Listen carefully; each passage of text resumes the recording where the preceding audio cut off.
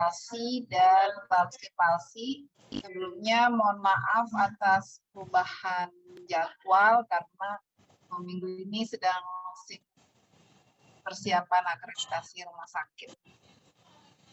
Mungkin hostnya bisa dikirim saya bisa share screen.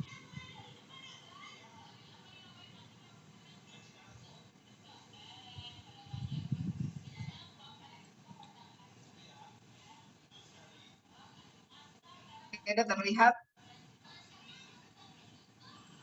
ya. Jadi untuk mata kuliah tumbuh kembang, saya kebagian untuk palsi dan Klamski palsi, ini baik skill lab, praktikum, dan teori ya. Untuk yang skill lab ini saya akan menyampaikan tentang bagaimana asuhan fisioterapi pada kasus palsi. Yang Klamski palsi tidak saya bahas karena kasusnya sangat jarang terjadi, jadi saya coba cari video penanganan, terus foto real dan jurnal tentang Klamski palsi itu sangat-sangat susah sekali, nggak dapat. Jadi saya akan memberi gambaran aja tentang Klamski palsi, tapi untuk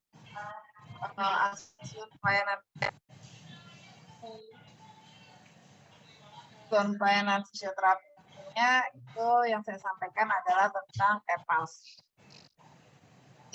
Palsi itu adalah kelumpuhan pada lengan akibat adanya cedera pada lesi di radik servikal atas, yaitu di C5 dan C6, atau di trunkus superior akibat trauma. Traumanya itu nanti saya jelaskan sendiri.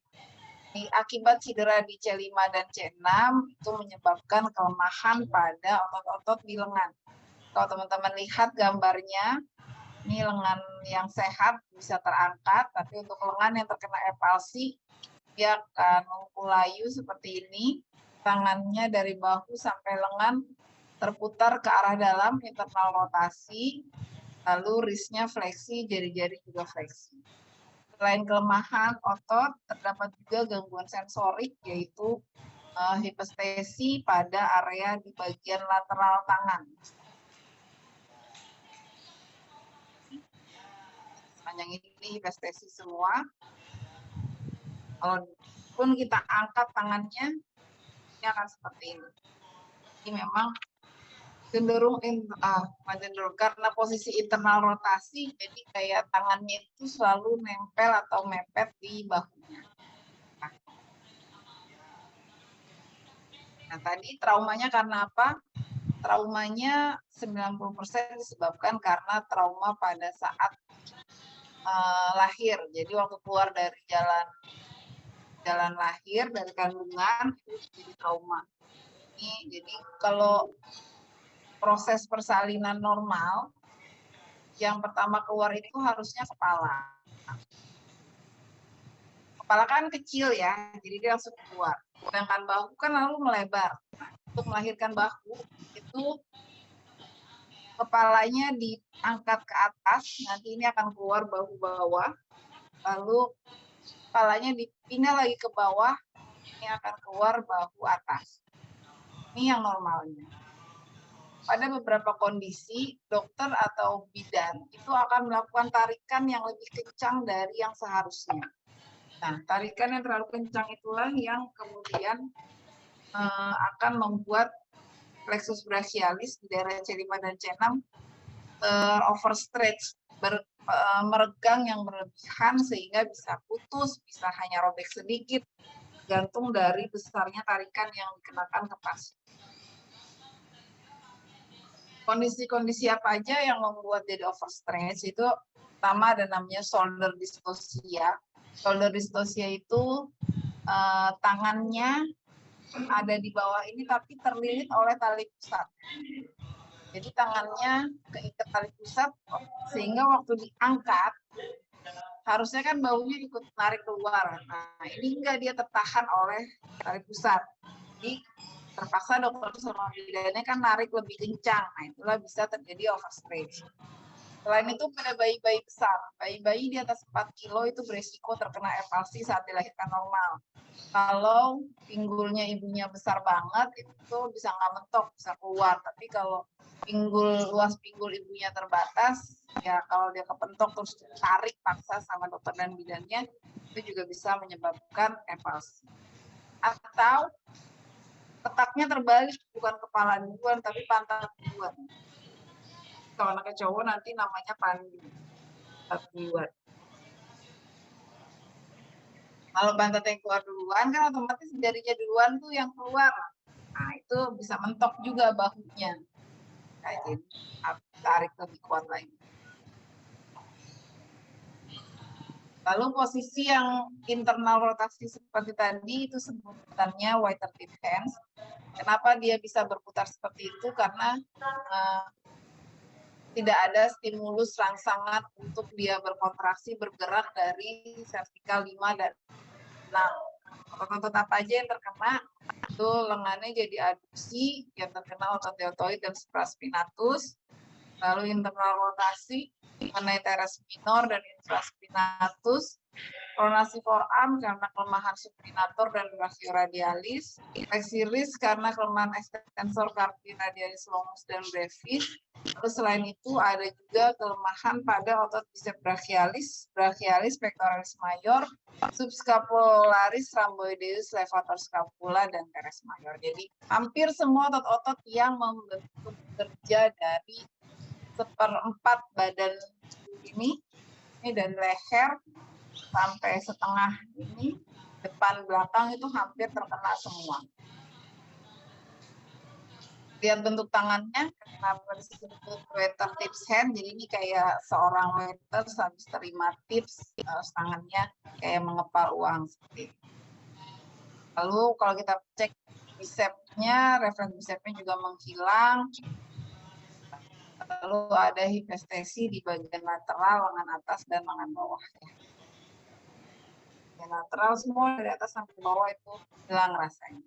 Itu gambaran klinisnya secara singkat untuk kasus FLC. Patologi dan gambaran klinis yang lebih lengkap nanti akan saya sampaikan pada saat kuliah teori tentang FLC. Sampai di FLC ada yang mau ditanya?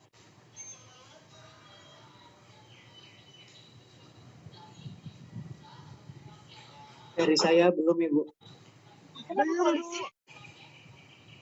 Kita lanjut ke Klebsiella ya. Teman-teman bisa lihat penampakannya aja sangat berbeda ya antara FLC dengan Klebsiella. Untuk Klebsiella yang terjadi ke area tangan dan jari saja, dia tidak sampai kena ke bahu. Nah, Klebsiella itu kelumpuhannya akibat lesinya adanya di servikal bawah, yaitu di 8 dan torakal 1. Jadi teman-teman jangan bingung ya. Tulang servikal itu kan memang di area dari C7 sampai dengan torakal 1 itu disebutnya area servikal 8.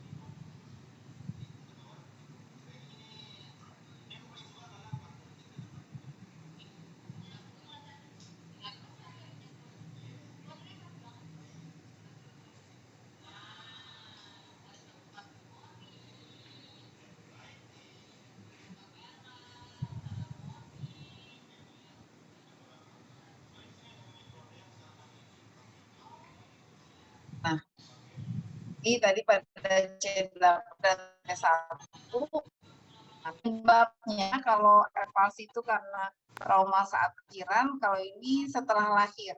Setelah lahir biasanya kondisi anaknya jatuhnya tuh dari ketinggian yang menyebabkan tangannya hanging, gantung seperti ini. Kembalikan, bentuk tangan seperti ini disebutnya sebagai claw hand.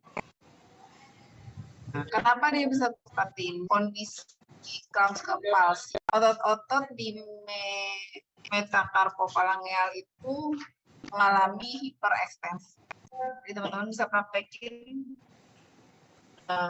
palmarnya hiperekstensi, tapi jari-jarinya dia kayak cakar, nggak balance. Harusnya kan kalau fleksi semua, ekstensi.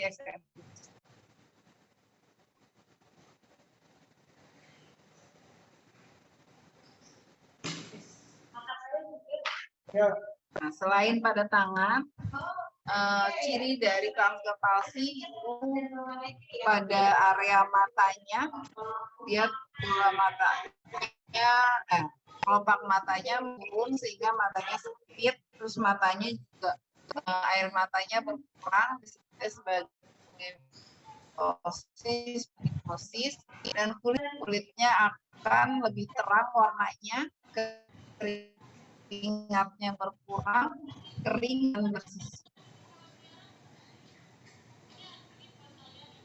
Ini aja gambaran singkat tentang palsi.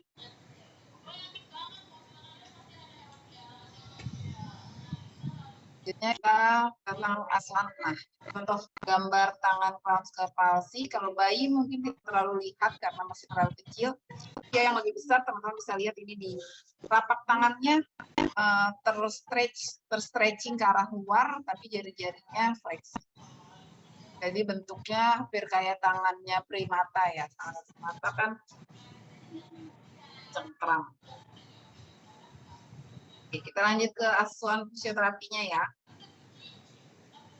Sebagai tenaga profesional, kalian harus menentukan sendiri, memeriksa sebelum treatment pasien. Jadi jangan pasien datang, maka kalian tanya, kenapa Pak? Kenapa Ibu? Oh ini anak saya kena palsi. Oh ya, mari di terapi kayak gitu. Ya, sebagai profesional harus periksa dulu, dicek dulu gangguannya apa aja, yang kelainannya gimana aja. Setelah itu kalian tentukan problem, diagnosa, treatmentnya apa, tujuan treatmentnya apa, baru melakukan intervensi dan diakhiri dengan evaluasi. Nah, seperti itulah seorang profesional bekerja. Kalau ada pasien datang, langsung kalian kerjain, kasih treatment, pasiennya pulang, itu namanya tukang profesional. Oke, jadi pertama dilakukan asesmen.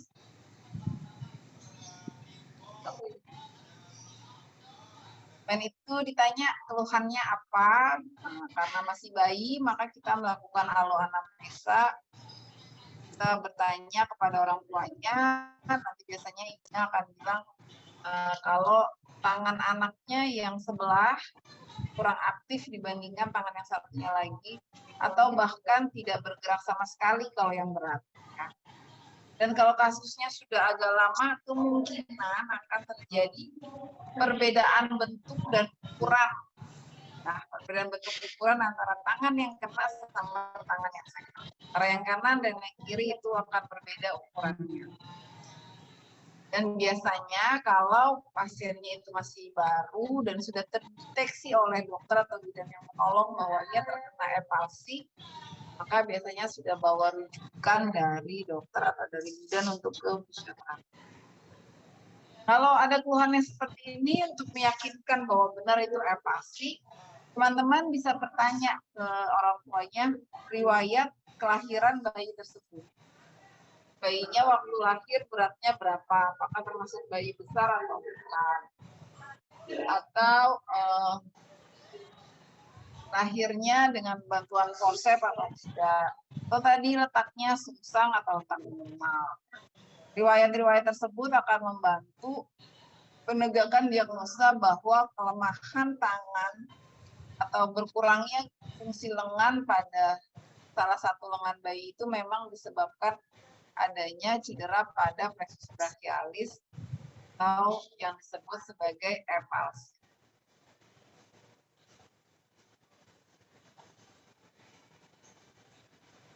Setelah tahu riwayatnya, maka yang selanjutnya dilakukan dilakukan observasi.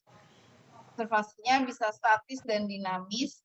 Kalau statis itu bayinya ditidurin aja, diletakin di tempat tidur. Kalian perhatikan posisi bayi tersebut saat diam. Ya. Posisi diamnya seperti apa?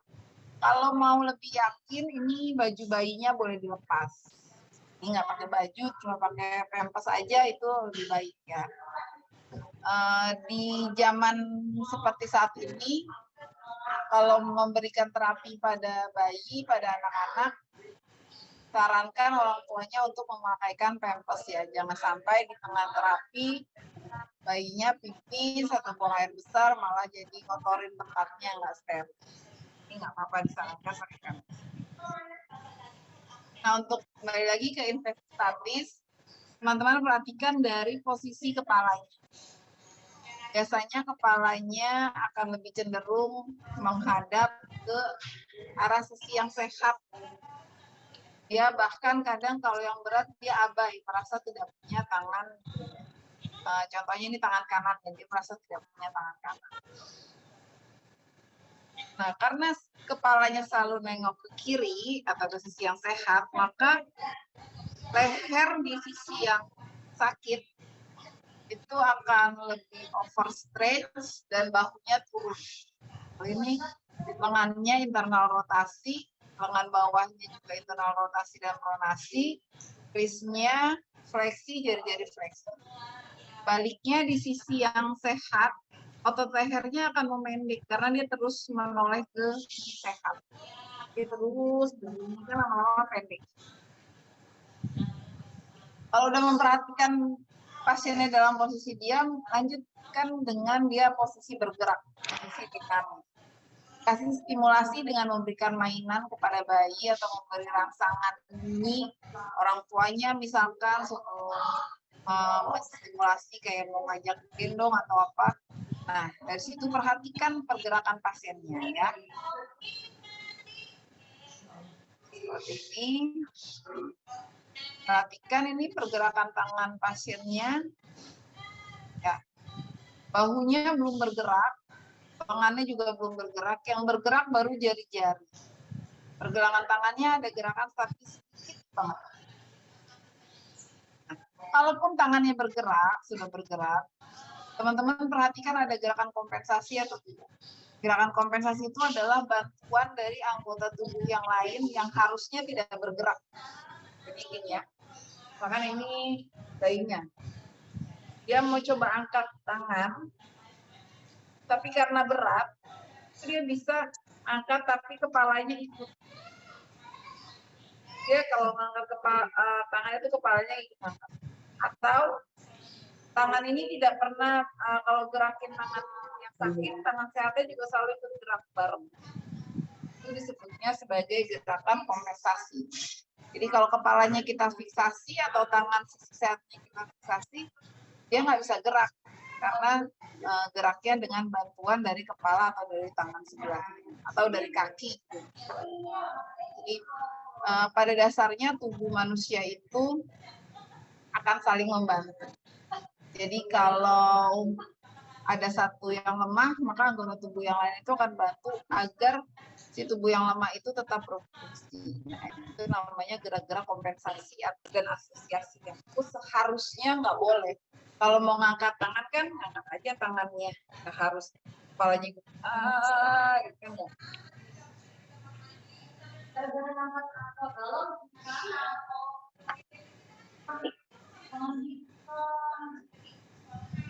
Nah, karena tadi ini kejadiannya saat baru lahir, apa yang bisa bikin tahu bahwa bayi tersebut saat lahir terkena EPALS? salah satu tanda pada bayi baru lahir yang diperiksa oleh dokter atau bidan, langsung segera diperiksa, biasanya namanya mororefleks. Jadi mororefleks itu adalah refleks otomatis mengangkat kedua tangan saat kita memberikan hentakan yang mengagetkan atau memberi suara yang keras di sekitar bayi. Jadi boleh dijatuhin bayinya dari begini, kita jatuhkan ke bawah, atau bayinya tidur, kita gebrak tempat tidurnya kanan kiri bareng, nanti refleks bayinya akan mengangkat tangannya. Tapi kalau bayinya datang ke rumah sakit atau anaknya ke klinik, ketemu kita setelah usia 6 bulan, maka nggak perlu dilakukan, karena refleks moro itu akan hilang setelah bayi berusia 6 bulan. Kalau pada bayi normal, di tes refleks moro hasilnya akan seperti ini. Kan? Dijatuhin, nah tangannya ngangkat dua-duanya.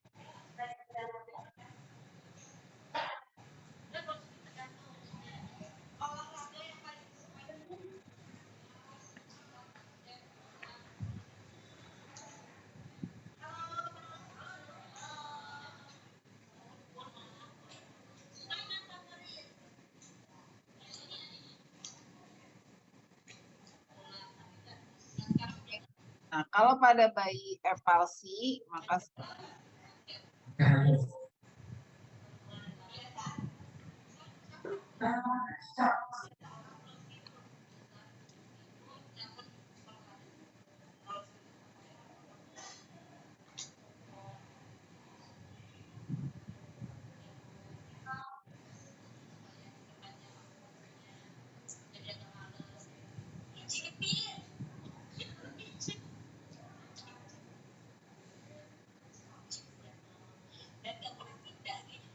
jadi teman-teman bisa lihat ya bedanya yang tadi normal dengan yang ini. Tangannya tergantung aja. Ada gerakan.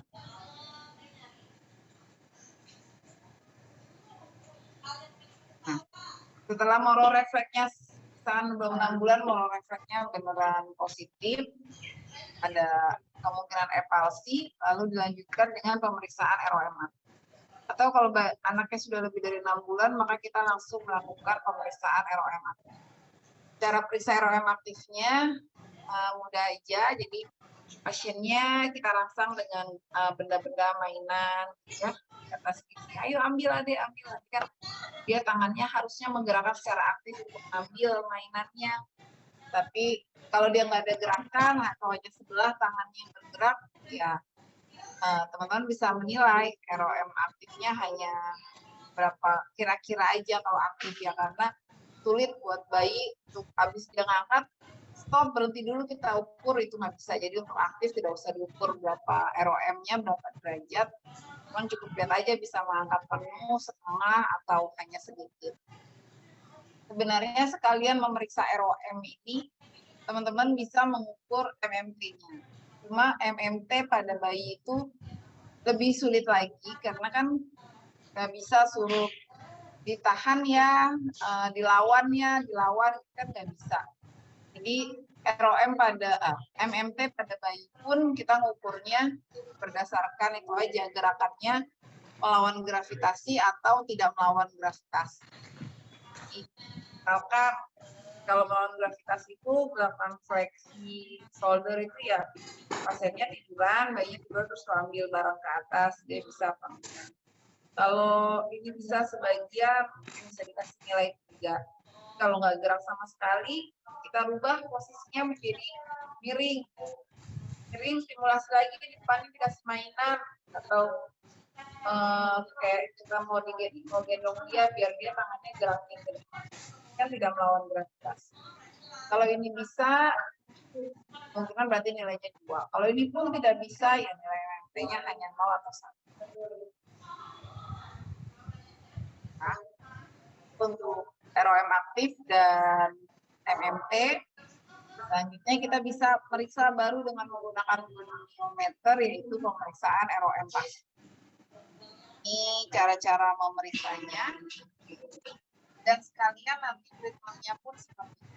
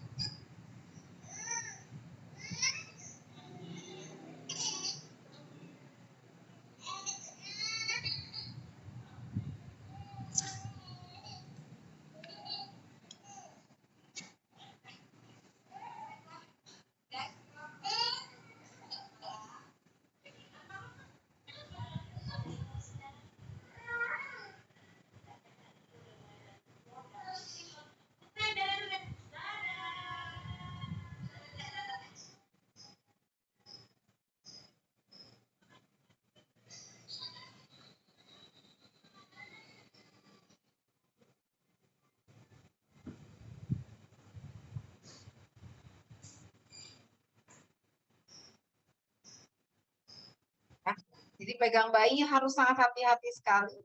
Tadi cara memeriksanya pun harus pelan-pelan, megang bayinya nggak boleh kencang-kencang, dan kalau ada goniometer yang dipakainya ukurannya yang kecil aja. Pemeriksaan lain-lain, kalau teman-teman secara kasat mata melihat kayaknya tangannya lebih besar yang kanan dibanding yang kiri, untuk meyakinkannya lakukan antropometri.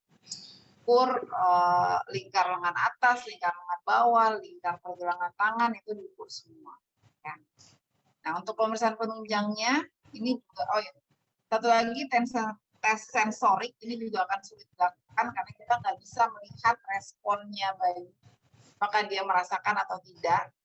Tapi kalau kalian mau agak ekstrim, coba memeriksa, periksa dulu lengan yang sehat, berikan sentuhan-sentuhan tajam, kasar, atau yang halus susah ya, hanya tajam dan kasar. Kalau kita stimulasi dengan sentuhan tajam, lalu bayinya nangis gitu karena sakit, kita coba di tangan yang satunya dia diem aja, ya berarti memang dia tidak merasa. Untuk pemeriksaan penunjang ini juga sulit, karena untuk EMG juga itu ditusuk jarum ya, nggak mungkin dilakukan pada bayi. Mungkin hanya bisa dilakukan MRI dan CT scan. Ini pun resikonya tinggi karena pada bayi untuk melakukan MRI atau CT scan bayinya harus dikasih obat tidur, harus dibius. Jadi kemungkinan jarang banget bayi-bayi eparsi dilakukan pemeriksaan penunjang karena resiko dari pemeriksaannya lebih besar dari pemeriksaan. Semua kemungkinan permasalahan fisioterapi yang timbul adalah kelemahan otot-otot lengan, penurunan kemampuan sensori, lalu ada gangguan fungsional lengan, mobilisasi kenapa bisa terganggu juga walaupun hanya tangannya yang lemah. Teman-teman boleh praktekin ke dirinya sendiri. Kalau tangan kita ini lemas, kalau kita mau miring, dia nggak akan ikut, tapi malah jadi pemberat. Karena harusnya orang yang normal kalau miring itu pasti tangannya langsung ikut buat berbagi. Nah dia enggak, malah tertinggal dan ini bikin pemberat sehingga dia sulit untuk miring kiri miring kanan. Di anak eparsi nanti pas balik seringnya akan miringnya ke sisi yang sakit. Untuk kasus-kasus yang sudah lama itu juga permasalahan fisioterapinya bisa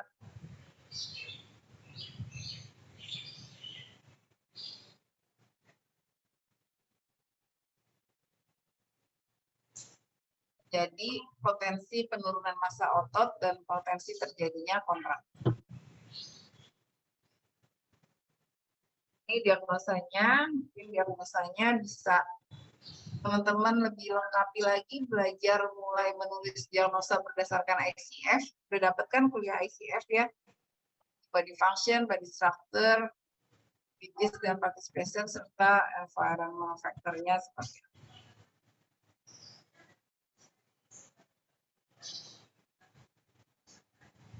Kalau tadi udah dapat permasalahannya, maka tujuan fisioterapinya adalah menjawab permasalahan.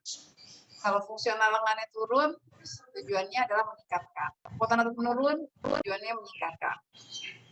Kemampuan sensorik menurun, tujuannya mengembalikan. Kalau tadi potensi-potensi, maka tujuannya mencegah penggunaan massa otot dan mencegah kontraksi. Setelah ini untuk intervensi fisioterapi pada kasus epalsi itu banyak sekali. Yang konvensional tentu saja latihan untuk penguatan dan latihan ROM. Itu nanti saya sampaikan videonya. Namun di luar itu banyak banget metode yang bisa teman-teman pakai. Misalkan untuk mencegah kontraktur bisa dipakein handspring seperti ini. Atau bisa lagi dibantu dengan menggunakan tapping. Lalu ada metode CIMT. CIMT itu Contrast Induced Muscle Movement Therapy. Jadi kita mensimulasi seperti ini biar bayinya bergerak, tapi tangan yang sehatnya kita pegangin. Biar nggak ikut bergerak. Jadi dia akan sekuat tenaga memerintahkan tangan yang sakitnya ini untuk namanya CIMT. Banyak sekali metode, nanti di penugasan praktek teman-teman bisa berkreasi, bisa mencari lebih banyak lagi jenis treatment untuk disampaikan pada tugas praktek. Yang konvensional istilahnya yang wajib kita lakukan. Kalau untuk pasien epalsi itu ada latihan ROM aktif dan pasif, kita strengthening, positioning jangan lupa. Jadi kalau punya mau menidurkan bayinya harus di kan tangannya dia maunya nempel terus tuh, nah, nempel terus ke badan. Dia maunya nempel terus seperti ini. Nah, untuk membuat posisinya biar eksternal rotasi, teman-teman bisa ganjel pakai handuk di bawahnya, buka tangannya dan agak ditinggikan. Tidurnya dengan posisi seperti ini. Kalaupun pas bayinya tidurnya miring juga tangannya dibuka ke atas, diganjel dengan bantal. Dia tidak akan terhimpit oleh badannya dan juga untuk timbulnya nyeri. Ya. Ini ada beberapa contoh video latihan. Kalau kita memberi tindakan pada bayi, ini posisi yang paling baik ya. Bayinya menghadap ke kita, karena kita mau treat tangannya, kakinya bisa kita sanggah. Jadi dia nggak kontak. Gerakannya hati-hati, kekuatan kitanya minimal aja.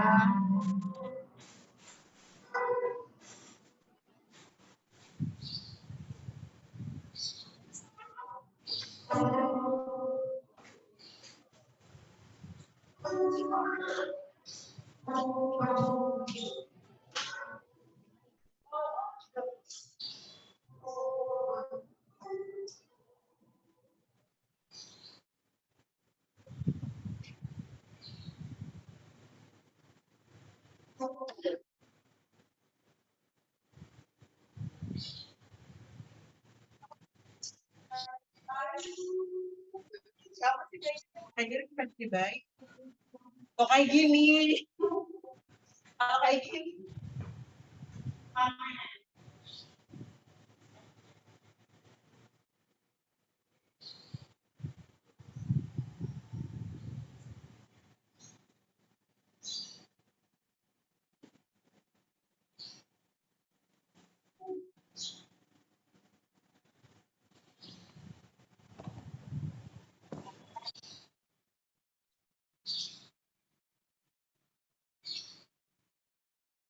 Nah,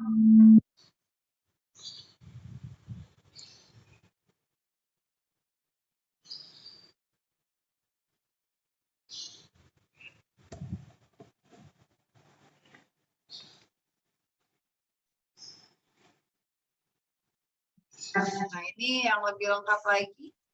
Kita melakukan stimulasi sensorik dulu.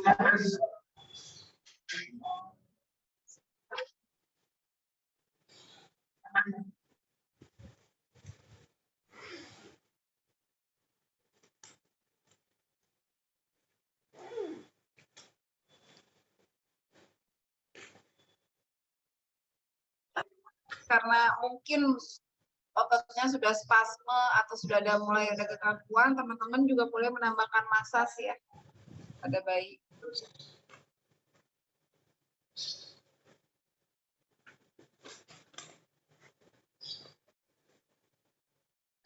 Why your baby?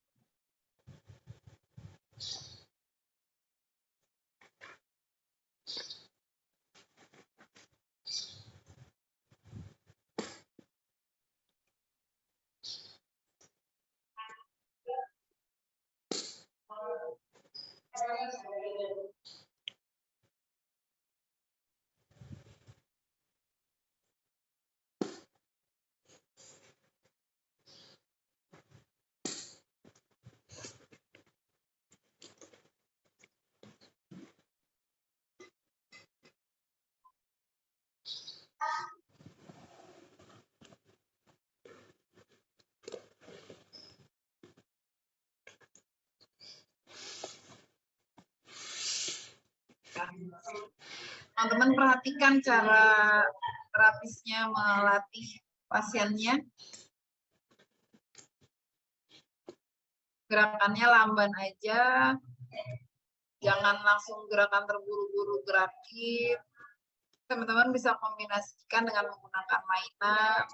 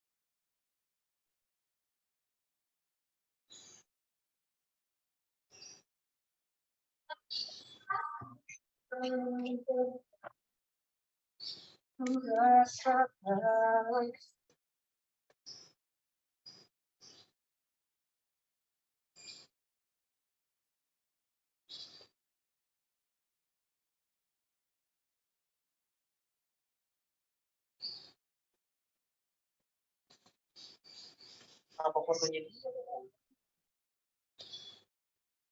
Udah gitu jam mesin absennya dilihatin.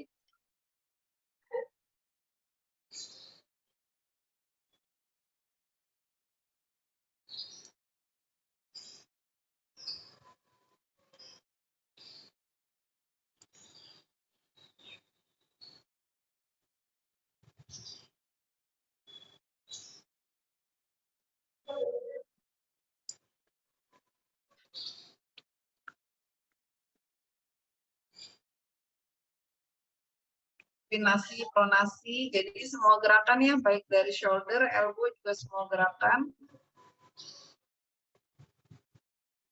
Dia fiksasinya di shoulder atau di badannya pasien. Nah, apalagi ini untuk jari-jari harus lebih pelan-pelan lagi. Teman-teman bisa bantu pakai baby oil atau minyak zaitun. Gerakannya bisa lebih smooth.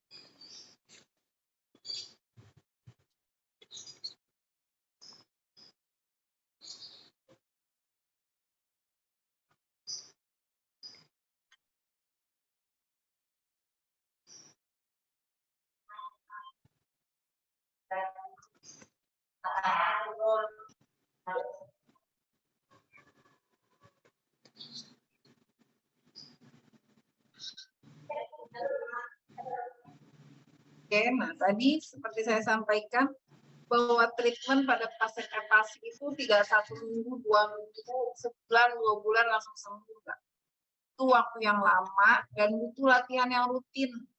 Tidak hanya fisioterapi yang memberikan latihan, tapi juga keluarganya. Ajarkan keluarga bagaimana tadi melakukan semua treatment-treatment yang kita berikan. Ya. Contohnya ada satu kasus dari usia 0 hari sampai 9 bulan belum 100% kembali pulih.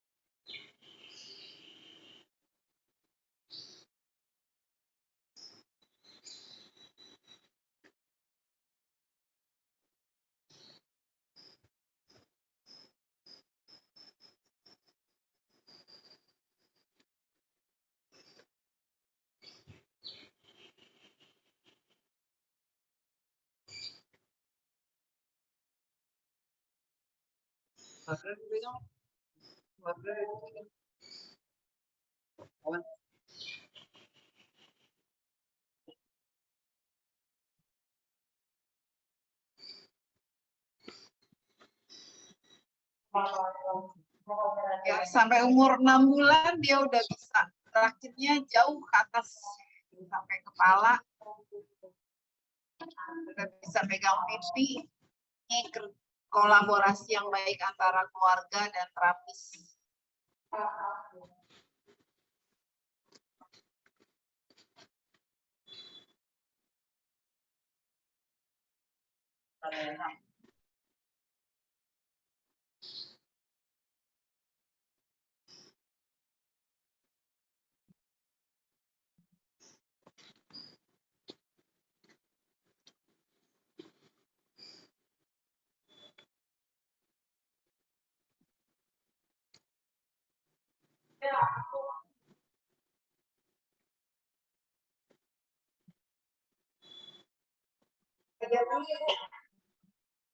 Baik.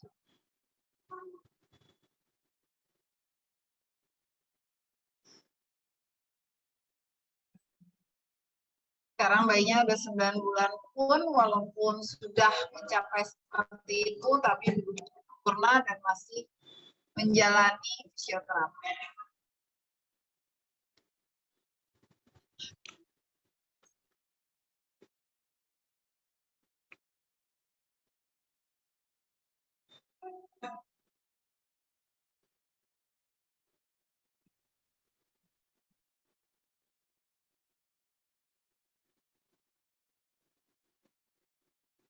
Oke, sampai di sini tentang epalsi ada yang ingin ditanyakan? Ibu izin bertanya. Ya, silakan. Kalau untuk bagaimana cara kita untuk melatih gerakan aktif dari Distimulasi aja kayak tadi di awal-awal bayi itu, dikasih mainan biar dia ngambil. Nah, Metodenya agak ekstrim memang yang tadi saya bilang tentang CIMT, Constraint Induced Movement Therapy. Karena ini tangan yang sehatnya ya. Ini yang sehat, ini kita pegang. Nah, pasiennya stimulasi dengan menggunakan mainan, biar dia ngangkat. Bisa dia pengen ngangkat nih sebenarnya, tapi kita tahan. Kita berharap ini yang bisa untuk bergerak. Memang agak ekstrim karena dia pasti berontak untuk melepas pegangan tangannya yang kita pegangin.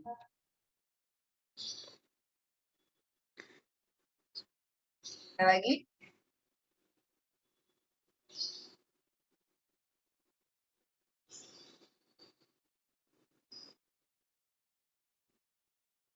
Kalau nggak ada, oke, saya akan memberikan penugasan untuk praktikum. Jadi untuk praktikum itu, kalian grup A3 ada sama A4 masing-masing 13 orang ya? Iya, Bu. Jadi 13 orang itu dibagi 4 kelompok, ada yang bertiga, ada yang berempat ya. Satu kelompok itu isinya 4, yang lainnya 3. Kalian buat status klinis pasien epalsi, jadi pura-puraan aja, dari identitas pasien, anamnesa, sampai ke pemeriksaan-pemeriksaan yang kalian lakukan. Ditulis hasil pemeriksaannya ya, misal kalian meriksa ROM flexi shoulder-nya dia bisa full 180 derajat atau hanya bisa 100 derajat, itu harus ditulis. Ya. Tonus ototnya seperti apa, gerakan aktifnya ada atau enggak, itu harus ditulis semua, pemeriksaan lengkap. Lalu tuliskan permasalahannya apa pada pasien kalian, tujuan terapinya nanti apa, lalu kalian melakukan intervensinya dengan cara apa aja. Tulis semua di PowerPoint. Ya. Pemberian terapinya tidak harus sama persis dengan yang saya kasih. Kalian harus berkreasi. Tambahkan metode-metode lain yang bisa kalian dapatkan tentang epalsi. Lalu pemeriksaannya juga jangan bergantung hanya pada yang saya kasih.